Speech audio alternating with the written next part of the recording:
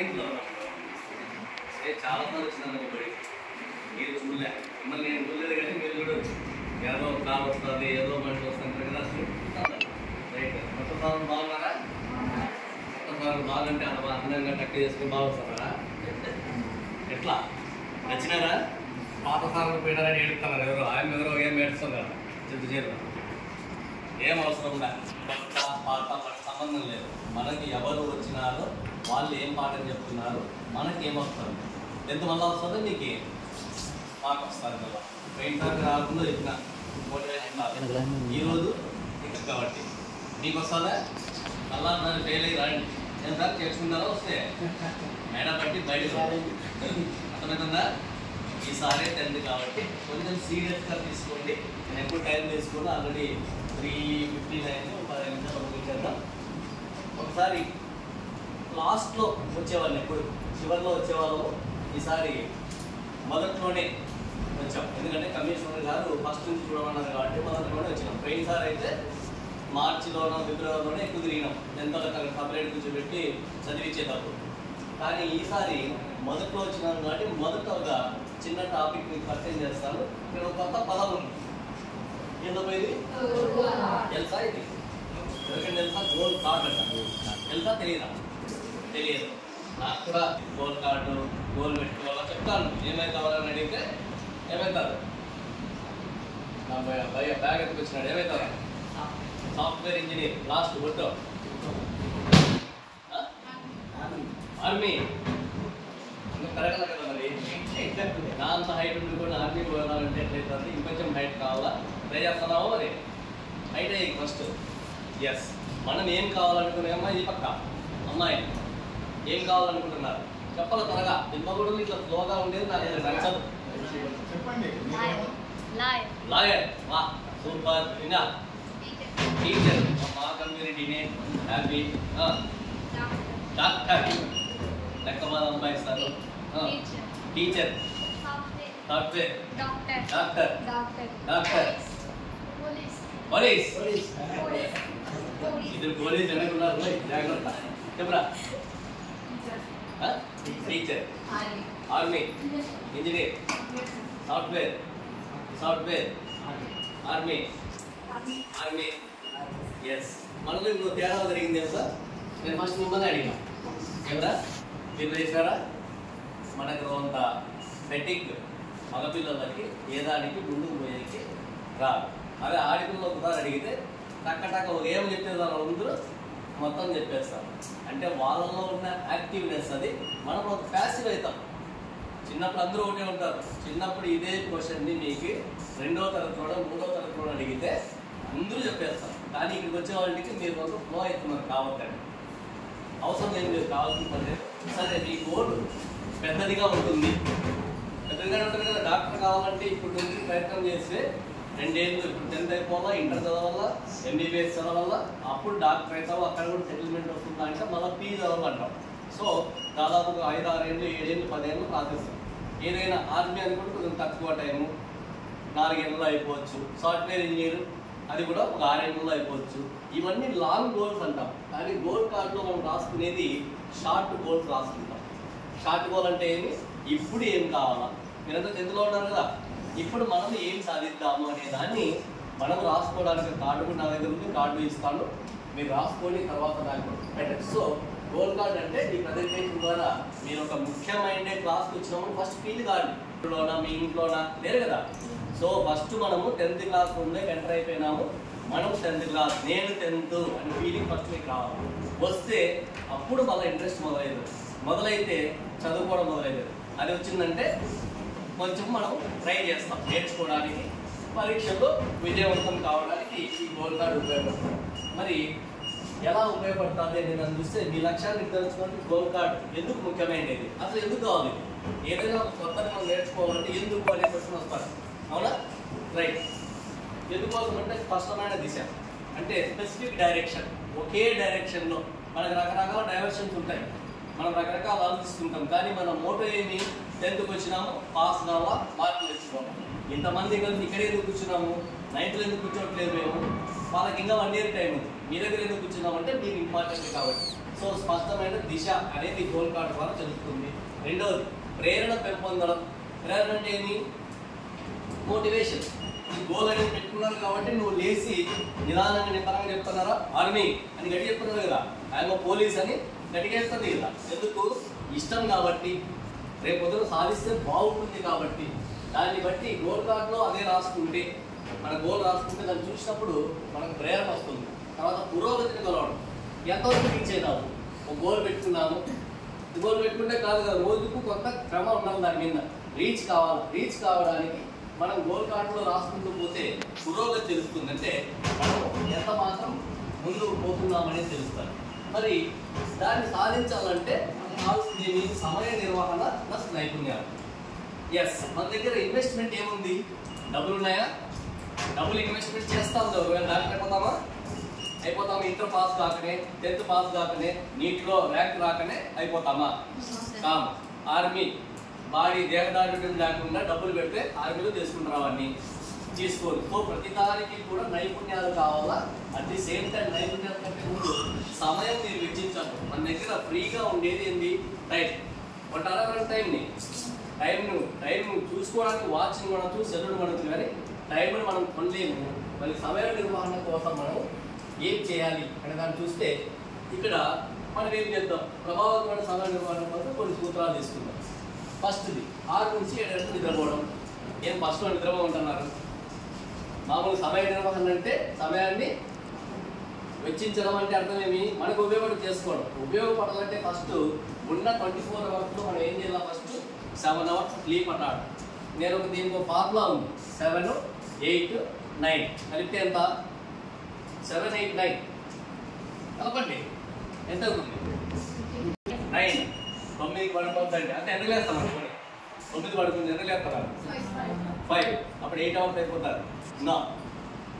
5, 9 పడుకోవడం అబద్ధం లేదు, కానీ అదంతా మీరు 9 పడుకుంటాం అంటే ఎవరు నమ్మరు. 10 వరకు చదువుకోవచ్చు. 10 వరకు ఇంట్లో టీవీలే ఆడుతుంటాయి. మీరు ఎట్లా పడుకుంటారు? మొబైల్ చూస్తుంటారు కదా. నేను అడుగుతున్నది నిద్రపోయిన టైం. మొబైల్ ఇట్లా పెట్టుకొని బెడ్షీట్ కప్పుకునేది కాదురా, అర్థమవుతుందా? కాబట్టి 7 అవర్స్ స్లీప్ ఉండాలా. మీరు 10 o'clock పడుకున్నారనుకో, ఎందుకు లేస్తారు? 5కి లేస్తే కరెక్ట్గా సరిపోతారు. ఇప్పుడు ప్రజెంట్ రాను మీ సార్లు ప్రజలు పెడతారు. ఫిబ్రవరిలోనో జనవరిలోనో 11 అయితే నిన్నులే చదవండి అంటారు. చదువుదాం. 4కి లేని అంటారు, లేద్దాం. ప్రజెంట్ ఇప్పటికి 5 గంటలకు లేద్దాం. రాత్రి 10 గంటలకు పడుకుందాం. పడుకునే ముందర any gadgets, cell phone especially, దాన్ని కొంచెం దూరం పెట్టండి. ఆన్లో నెట్ లేకుండా చేస్తే మన బ్రెయిన్ హ్యాపీగా రెస్ట్ తీసుకుంటాం. లేదంటే ఇప్పుడు ఇంతమంది ఉన్నాం కదా, మా దగ్గర సెల్ ఫోన్లు ఉన్నాయి, ఇవన్నీ రేడియేషన్ ఇక్కడ పనిచేస్తూనే ఉంటారు. తప్పదు, భరించాల్సిందే. రాత్రి భరించే పని లేదు. మీ సెల్లో ఒకటే ఏం లేదు. నువ్వే మీ నాయనతో మీ అమ్మతో ఉంటే నెట్ ఆఫ్ చేయొచ్చు, పడుకోవచ్చు. పొద్దున్న లేచినప్పుడు 5 గంటలకు మళ్ళీ ఆన్ చేసుకుంటే అన్నీ అవే వస్తాయి. 5 నిమిషాలు రైట్. తర్వాత అదే సమయం మేలుకుంటాను చెప్పాను కదా.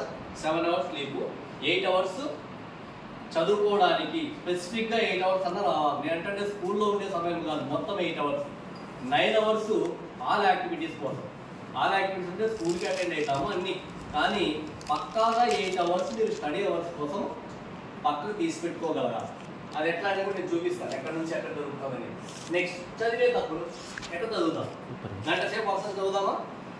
గంట కంటిన్యూస్గా చదవగలుగుతారా? ఎవరైనా కొత్త టాపిక్ గంట సేపు అర్ధగంట చదువుతారా? ఏదైనా చదివేటప్పుడు 25 మినిట్స్ తర్వాత ఒక 5 నిమిషాలు విరామం తీసుకోండి. విరామం అంటే ఏమి? లేచి బయటకు పోమని కాదు, జస్ట్ మళ్ళీ వెనక్కి తిప్పండి. మనం కొత్త టాపిక్ చదివేటప్పుడు బోర్ కొడతారు. అందుకని 25 మినిట్స్ తర్వాత ఒకసారి 5 మినిట్స్ బ్యాక్ వెళ్ళిపోతే మళ్ళీ రివ్యూ చేసుకుంటే మనం ఈజీగా ముందుకు పోతాం. దానికి పామడోరా పద్ధతి అంటారు. పద్ధతి ఏదైనా అర్ధ గంటలో 5 నిమిషాలు రైట్. కష్టమైన సబ్జెక్టు ఫ్రెష్ అవర్తో చదువుతాము.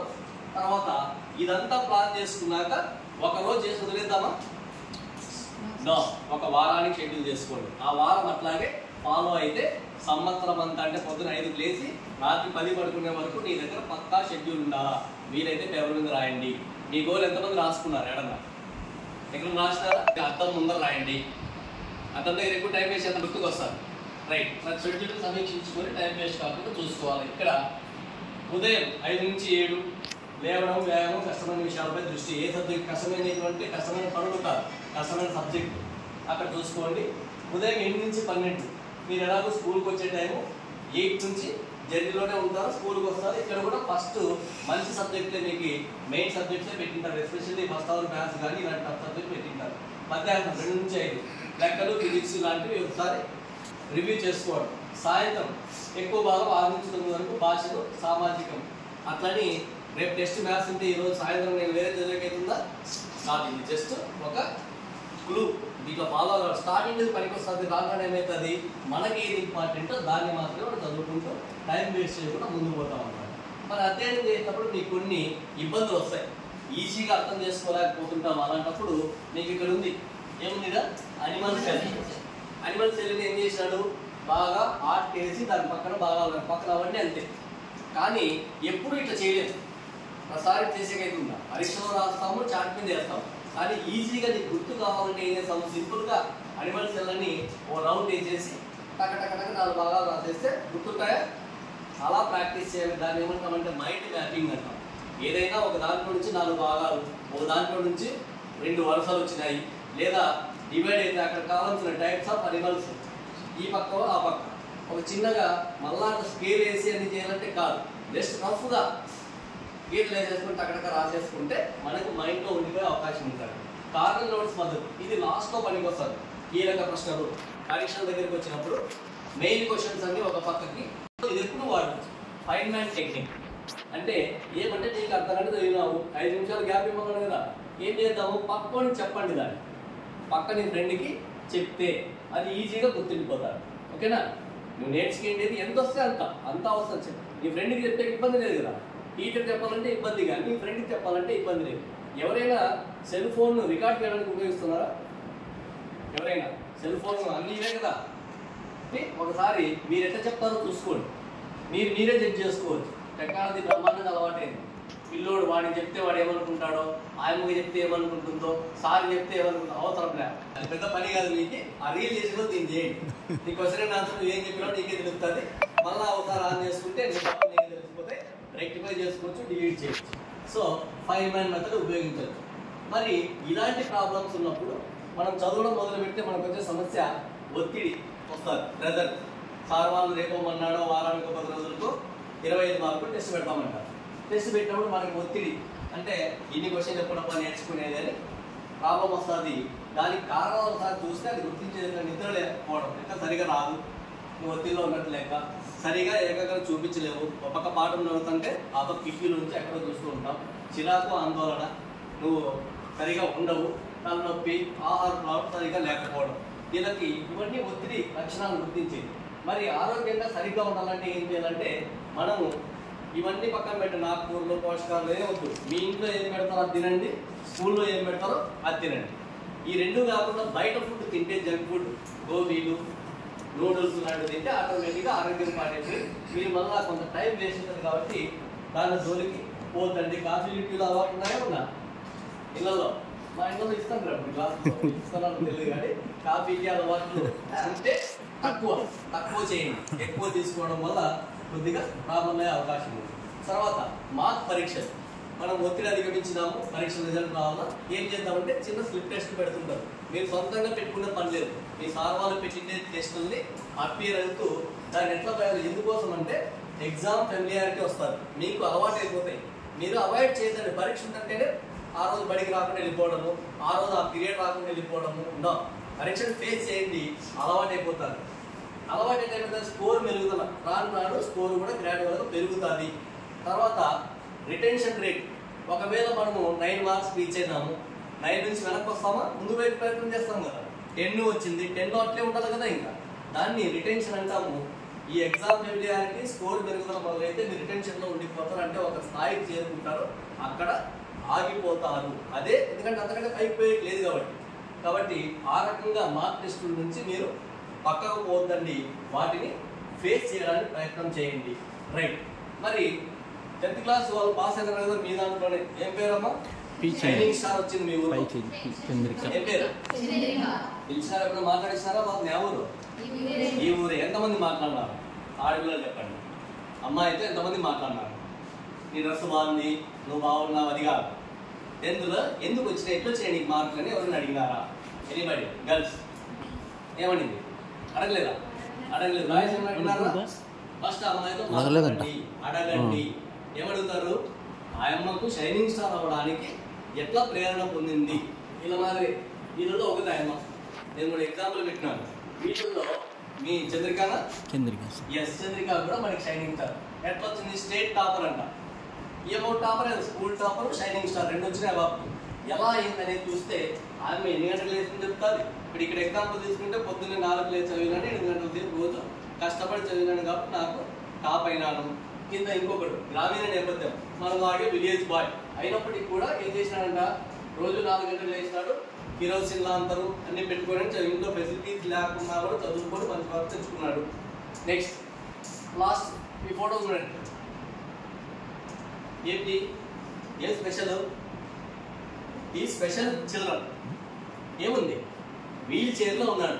అవును, ఫెసిలిటీస్ లేకున్నా కూడా, అడ్డంకులున్నా కూడా ప్రమాదంలో కాలు పోయింది. నీకు ఎగ్జాంపుల్ తెలుసా? మన షైనింగ్ స్టార్ ఒక అమ్మాయి వచ్చింది. ఆ అమ్మాయి నేను దాదాపు నాకు ఇచ్చిన వర్క్ ఏమంటే పిల్లలతో మాట్లాడిపించేది. మన చంద్రిక చేయతలే కేజీబీలో పాపతో మాట్లాడిపించిన నేను డయాస్ ముందు. ఎవరు? కలెక్టర్ దగ్గర, ఎమ్మెల్యే దగ్గర మాట్లాడిపించినారు. ఆ 10 మందిని ప్రిపేర్ చేసే పని నాది. ఒక అమ్మాయి నేను అనౌన్స్ చేస్తుంటే ఒక అమ్మాయి వచ్చింది, పేపర్లో వచ్చింటారు అమ్మాయి. వాళ్ళ నాన్న బయాలజీలో చనిపోయాడు. గుర్తుకుందా? మీరు చూసినారు లేదా కానీ మాకు తెలుసు. ఒక అమ్మాయికి వాళ్ళ నాన్న పరీక్ష రేపు రాస్తున్నాను, రాత్రి చనిపోయినాడు. ఆ పాప షైనింగ్ స్టార్ ఎక్కిపోయింది. ఆ పాప నా దగ్గరికి వచ్చింది. సార్ నేను మాట్లాడుతున్నాను, ఎందుకమ్మా ఆల్రెడీ 10 మంది అయిపోయినారు, ఎందుకు ఇప్పుడు వచ్చినావంటే, సార్ మా నాన్న ఆరోజు నా బాబుకి ఇవ్వలేదు ఛాన్స్. ఆ బాబుకు ఫస్ట్ ఛాన్స్ ఇచ్చిన. సో అడ్డంకులు, ఆ బాబుకి ఏం అడ్డంకి వచ్చింది? అన్ని రోజులు వాళ్ళ ఇంట్లో వాళ్ళ నాన్న ఉన్నాడు, పరీక్ష రోజు రేపు పరీక్ష రాయాలా, ఈ రోజు లేడు. ఇంట్లో ఎటువంటి పరిస్థితి అయినప్పటికీ ఆ పాప 584 సాధించింది. ఎట్లొచ్చినాయి? అడ్డంకులు అనికిందా? మా ఆయన చనిపోయినాడని దిగులు చేసిందా? మా అయ్యవారు లేరు, ఏదో జరిగిపోయింది, ఇంట్లో ఎప్పుడు గొడవలు ఉంటాయి, ఉన్నీలేండి. అవన్నీ ఏమీ మీరు చేయగలుగుతారా? చేయగలరు ఎప్పుడు? మీరు సెటిల్ అయితే. మీరు మంచి మార్కులు తెచ్చుకోండి, మంచి చదువుకోండి, మీరు అనుకుంటే డాక్టర్లు, టీచర్లు, ఇంజనీర్లు కాండి, వద్దన్నా మీ ఫ్యామిలీ కూడా సెట్ అవుతారు. అవుతుందే కాదా? చాలా మంది ఫ్యామిలీస్ ఎడ్యుకేషన్తో సెట్ అవుతూ ఉన్నాయి. కాబట్టి వీళ్ళని ఇన్స్పిరేషన్గా తీసుకొని ముందుకు వెళ్తే మీరు కూడా సాధించగలుగుతారు. మరి విజయానికి మార్గం ఫైనల్గా చూసుకుంటే ఇక్కడ లక్ష్యాలు నిర్దేశించుకోవడం. అర్థమైందా నేను చెప్పేది? మీరు ఒక లక్ష్యాన్ని నిర్దేశించుకున్నారు, కానీ ఇప్పుడు మనకు కావాల్సింది షార్ట్ గోల్. 10వ తరగతిలో నీకు ఏ గోల్ కావాలి అనేది ఫస్ట్ ప్రిపేర్ కాండి. నిరంతర అభ్యాసం, దాన్ని అచీవ్ చేయడానికి ఏ మార్గాలు ఎంచుకుంటావు? టీచర్కి సలహా అడుగుతావా? నీ అంతకు నువ్వే ముందుకు పోతావా? తర్వాత ముందుకు సాగే మార్గాలు కూడా మీరు ఈ పాటికి అర్థమైనవి. ఎలా పోవాలా, ఏ దాంట్లో రాదానికి ఉంది, అదే గోల్ కార్డ్ అవుతారు. అర్థమవుతుందా? నీకు ఎక్కడ సమస్య ఉందో అది గోల్ అవుతుంది. నీకు 25 మార్క్స్ రేపు టెస్ట్ జరుగుతుంది మ్యాథ్స్లో, నీకు 15 వచ్చే కెపాసిటీ ఉంది. నీ గోల్ ఏం కావాలా? 15 కావాలా, 20 కావాలి? కనీసం 20 కావాలి కదా. 25 అనేది ఆశ, 15 నుంచి 20 కావాలనేది ఆకాంక్ష, లక్ష్యం పెట్టుకోవచ్చు కదా. సో ఈ పరీక్షలో మ్యాథ్స్ ఏ టెస్ట్లో FA1లో ఎంతకి 25కి 20 రావాలి. That is your goal. అది రాసుకొని రాసుకుంటే సరిపోతుందా? ఏం చేయాలా? షెడ్యూల్ ప్రకారం మనము దాన్ని ప్లాన్ చేసుకుని దాన్ని సాధించేకి ప్రయత్నం చేయాలా. నేను చెప్పాను కదా, పొద్దున్న లేచేదందుకు ఏం ప్లాన్ చేసుకున్నాము, ఏం చదువుదాము. తర్వాత ఫైనల్గా ఆరోగ్యాన్ని కూడా కాపాడుకుంటూ పోతూ ఉంటే మీరు ఖచ్చితంగా సక్సెస్ అయ్యే అవకాశం ఉంటుంది. మరి ఇప్పుడు ఇవ్వడం జరుగుతుంది.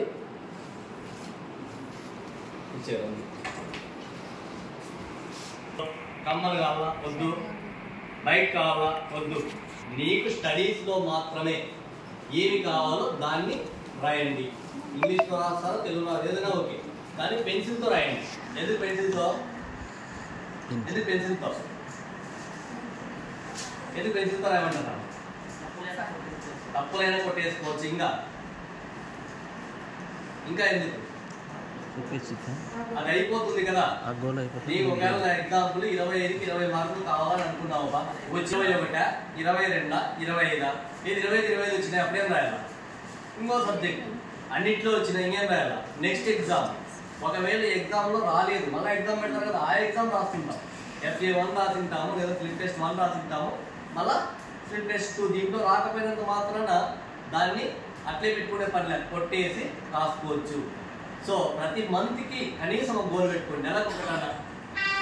కానీ కాదు ఈ గోల్ ఇచ్చే కూడా నాకే అభ్యంతరం లేదు, మళ్ళీ 6 నెలల తర్వాత ఇంకోటి ఇస్తాను. కానీ దీన్ని ఇంట్లో పెట్టద్దండి, జోబులో పెట్టుకోండి. ఆడపిల్లలు జోబులు ఉన్నాయా? ఉన్నాయి కదా. సో జోబులో ఉంటే కనీసం ఎప్పుడైనా మీరు నెగ్లెక్ట్ చేసినప్పుడు సమయాన్ని వేస్ట్గా చేస్తున్నప్పుడు ఒకసారి దాన్ని చూసుకోండి. నువ్వు పెద్దగా రాసుకుంటావు కదా నేను సాధిస్తాను అని, అది గుర్తుకొస్తే కనీసం అప్పుడన్నా బుక్ తెలుస్తాం మనము. అర్థమవుతుందా? సో నాకు దిమ్మగుడి పిల్లలు ఎప్పుడు డిసప్పాయింట్ చేయాలి. లాస్ట్ ఇయర్ కూడా చెప్పాను కదా, షైనింగ్ స్టార్ ఇక్కడ నుంచే వచ్చింది. మేము అక్కడ ఫోటో దిగినా మీ బాబుతో డయాస్ మీద. నేను యాక్చువల్గా యాంకరింగ్లో ఉన్నాను. నాకు గూగుల్ నుంచి ఒకటి వచ్చినాడు పాత స్టూడెంట్, వాన్తో దిగినాను. తర్వాత కేజీబీ అమ్మాయితో దిగినాను, మన పాపతో దిగినాను. ఇంకా 3 ఉన్నారు, పెద్దోడు దిగలే. ఎందుకు? వాళ్ళు 3 సరస్వతి స్కూల్లో, వాళ్ళతో దిగేకి నాకేంది 591 వచ్చినాయి, కానీ నా పార్ట్ ఏం లేదు కదా దాంట్లో. కాబట్టి మీకు వస్తే నేను ఆనందంగా కలెక్టర్ని అడిగి ఫోటో దిగినాను. సార్ మా పిల్లలు ఉందంటే కలెక్టర్ రా అని నిలబెట్టుకొని దిగుతాడు. అది ఈజీగా దిగలేదు. అర్థమవుతుందా?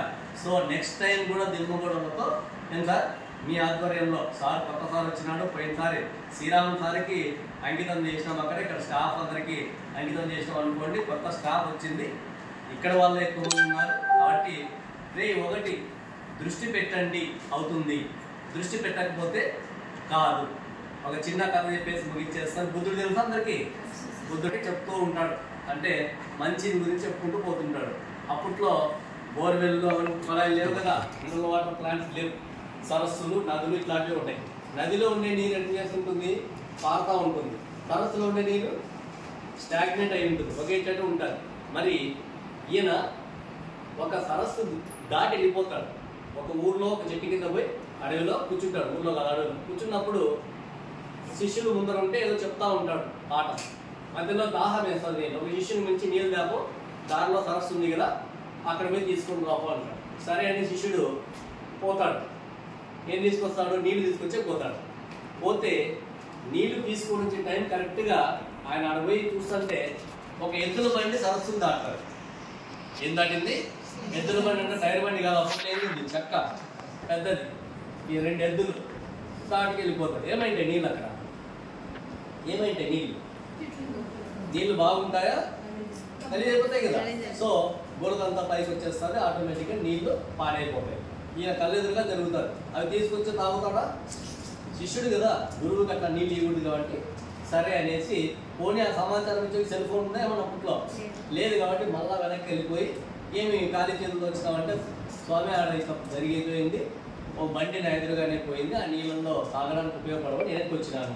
సరే నాకు అంత దాసం ఏం లేదు కానీ కొంచెంసేపు ఉంటారు, మళ్ళా పోయి ఓ 15 నిమిషాల తర్వాత కొంచెం ఆగిపోయిరా పోతాడు. అప్పుడేం బండి ఏమి ఉండదు, నీళ్లు బాగానే ఉంటాయి. కానీ దగ్గర పోయి చూస్తే ఇంకా మట్టి కణాలు అట్లే ఉంటాయి, అక్కడక్కడ ఉంటాయి. అది ఇప్పుడు కూడా పనికిరాదనేసి మళ్ళీ ఏం చేస్తాడు?